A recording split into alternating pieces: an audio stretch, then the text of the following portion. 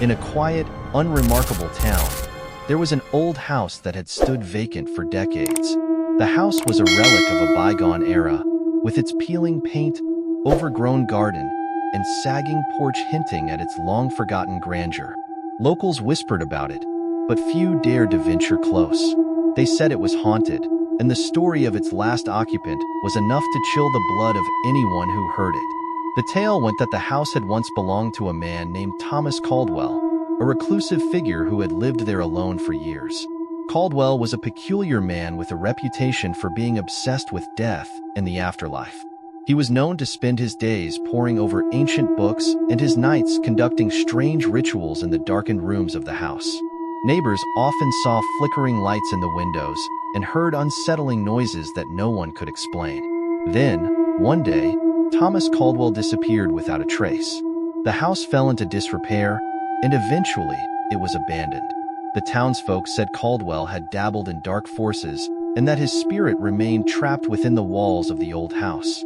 Years passed, and the house became a subject of morbid curiosity. One summer, a group of teenagers, drawn by the legends and the thrill of the unknown, decided to explore the house. They were skeptical of the ghost stories, but wanted to see if there was any truth to them. Armed with flashlights and a sense of adventure, they pushed open the creaky front door and stepped into the dimly lit interior. The air inside was musty, filled with the scent of mold and neglect. The floorboards groaned under their weight as they moved through the darkened rooms, their footsteps echoing eerily. The teenagers joked nervously, trying to keep the mood light, but a sense of unease began to creep over them. As they explored further, they discovered old furniture draped in dusty sheets and walls adorned with faded, eerie portraits. In one room, they found a large, ornate mirror covered with a tattered cloth.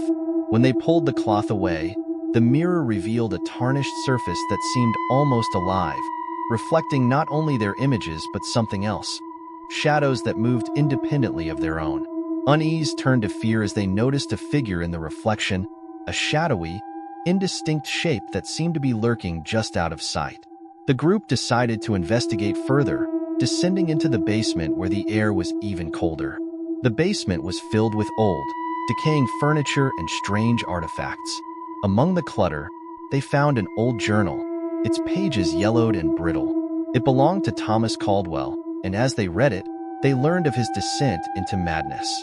The entries spoke of rituals to contact the dead, of voices in the darkness, and of a growing sense of dread that seemed to consume him. Suddenly, the basement lights flickered and went out, plunging them into darkness. The teenagers fumbled with their flashlights, but the batteries seemed to die one by one.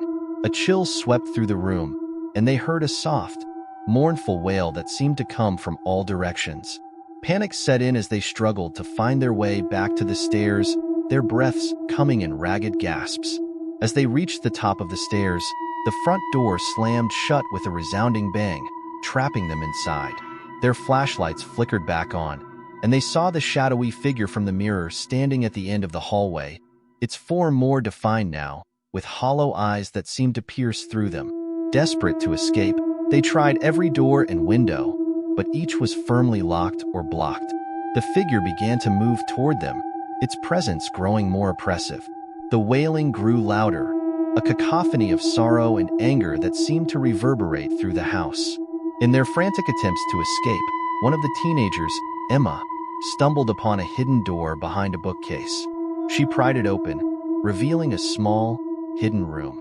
Inside, they found strange symbols drawn on the walls and an altar covered in old, decaying offerings. The air was heavy with a sense of malevolence. As they looked around, Emma noticed a small, leather-bound book on the altar, its cover inscribed with the same symbols they had seen on the walls. With no other options, they opened the book, hoping it might provide some answers. As they flipped through the pages, the wailing reached a crescendo, and the shadowy figure began to close in on them. The book revealed a passage about a ritual to release a trapped spirit, and in a desperate act of courage, they performed the ritual as best as they could. As they completed the ritual, the house seemed to shudder, and a blinding light filled the room. The oppressive presence lifted, and the figure vanished. The front door creaked open, and the teenagers stumbled outside, gasping for fresh air. They never spoke of what happened that night, but the house, once again, fell silent and still. The old house remained empty, a relic of its dark past. The story of Thomas Caldwell and the ghost of the old house became a legend, a warning to those who might be tempted to uncover its secrets. And though the house stood silent, the sense of dread lingered, a reminder of the forces that might still linger in the shadows.